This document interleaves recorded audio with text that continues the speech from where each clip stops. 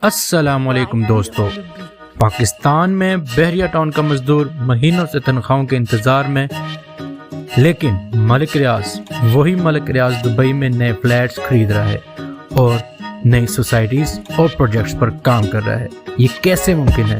ایک طرف محنت کش لوگ بھوک سے لڑ رہے ہیں اور دوسری طرف ملک ریاض دبئی کی لگژری زندگی میں گھر بسا رہا ہے۔ کیا یہ صرف بزنس ہے یا کچھ چھپایا جا رہا ہے؟ آج ہم پورا سچ سمجھیں گے بنا کسی ڈر کے۔ آج ہم بات کرنے جا رہے ہیں پاکستان کے سب سے پاورفل بزنس مین کی، ملک ریاض۔ ایک ایسا نام جو طاقت، سیاست اور پیسے کا نشان تھا، لیکن سوال یہ ہے وہ شخص جو شہر بناتا تھا آج اپنی امپائر کی وجہ۔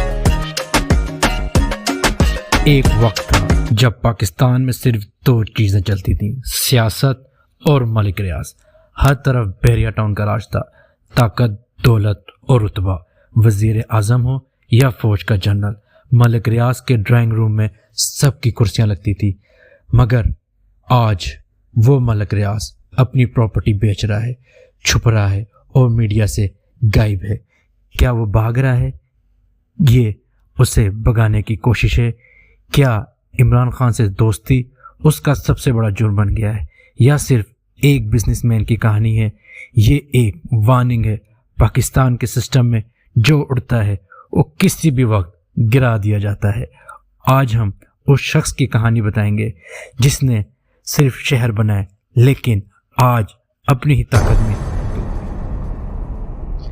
ایک وقت تھا جب ملک ریاض کا نام ہی کافی تھا، پاکستان کا سب سے طاقتور ریئل اسٹیٹ ٹائکون، ہر حکومت کا قریبی، ہر سیاسی شخصیت کا دوست۔ لیکن آج وہی ملک ریاض اپنی پراپرٹی بیچ رہا ہے، اس کی امپائر بکھرتی نظر آ رہی ہے۔ کیا یہ سب عمران خان سے تعلقات کا نتیجہ ہے یا کچھ اور؟ ملک ریاض نے بحریہ ٹاؤن کے ذریعے ایک نیا پاکستان بنانے کا دعویٰ کیا۔ وہ عام آدمی کو لگژری لائف دینے والا بن گیا، ہر جگہ اس کی دولت اور طاقت کا جادو چلا۔ مگر یہ صرف بزنس نہیں تھا، یہ سیاسی کنیکشن کا بھی کھیل تھا۔ ملک ریاض کا عمران خان کے ساتھ تعلق صرف اسپیکولیشن نہیں، کئی بار میڈیا رپورٹس نے اس رشتے کو ہائی لائٹ کیا۔ جب پی ٹی آئی کی حکومت بنی تو ایسا لگا کہ ملک ریاض پھر سے ابھر رہا ہے، لیکن یہ خوشی زیادہ دیر تک نہیں چلی۔ 2022 میں سیاست کا پلٹاؤ، عمران خان کی حکومت گئی، نئی طاقت آئی اور تب سے ملک ریاض کا زوال شروع ہو گیا۔